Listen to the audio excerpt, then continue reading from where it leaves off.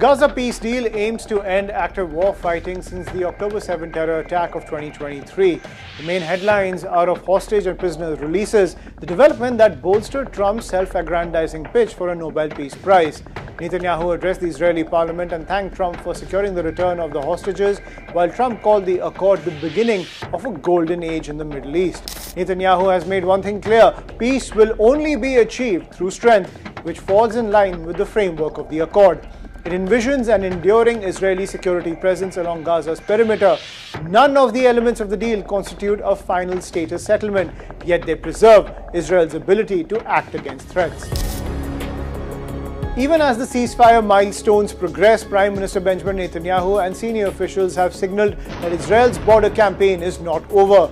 Jerusalem's messaging emphasizes that the truce is contingent on hostage releases and on steps that permanently degrade Hamas's military capability, especially its tunnel network and rocket production infrastructure. Defense Minister Israel Katz has said that they will continue targeting the underground system once hostages are home, a task Israel views as essential to preventing a post-deal resurgence. This posture explains why Israeli operations have shifted in character but not ceased.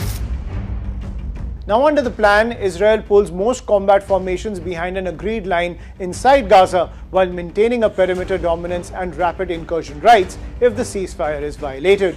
Israeli forces retain freedom of action along border belts and choke points, consistent with the proposal that contemplates a long-term Israeli security role on Gaza's edges. Israel argues that tunnels, production lines, and launch cells, if left intact, would allow Hamas to regroup during reconstruction, eroding the deal's viability. Thus, limited strikes or raids can occur even within a ceasefire window, justified as compliance enforcement rather than renewed warfare. The planned sequence hinges on phased releases.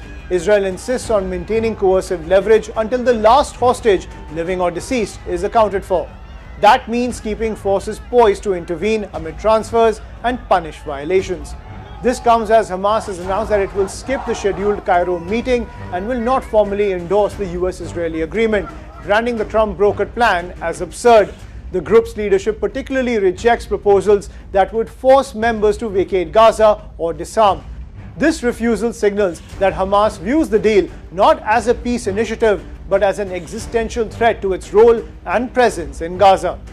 Meanwhile, Israeli leaders cite past experiences from southern Lebanon and earlier Gaza truces, where lulls were used by the terrorists to rebuild.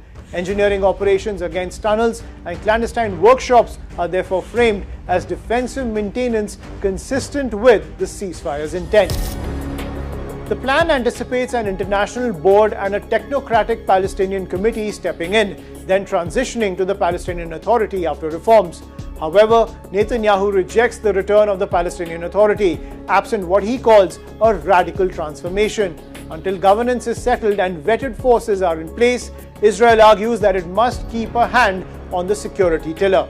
Meanwhile, Netanyahu faces a hawkish coalition landscape and a public traumatized by the war's early atrocities. Fully ending operations before verifiable and irreversible steps against Hamas would be politically hazardous. Public statements that the campaign is not over serve both as deterrence and coalition management at home.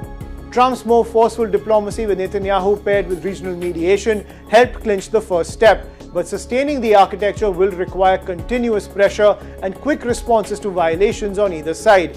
If the plan falters, the logic for Israeli operations hardens and the spiral back to open conflict becomes likely.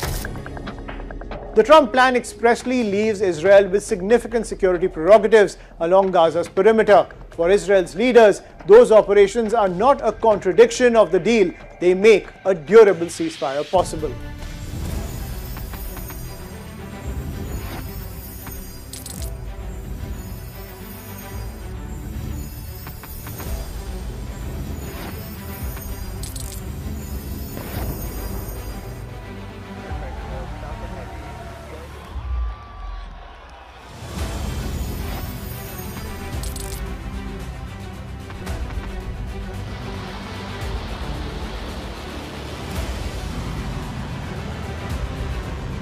Fighting so long and so hard that they don't know what the they're doing.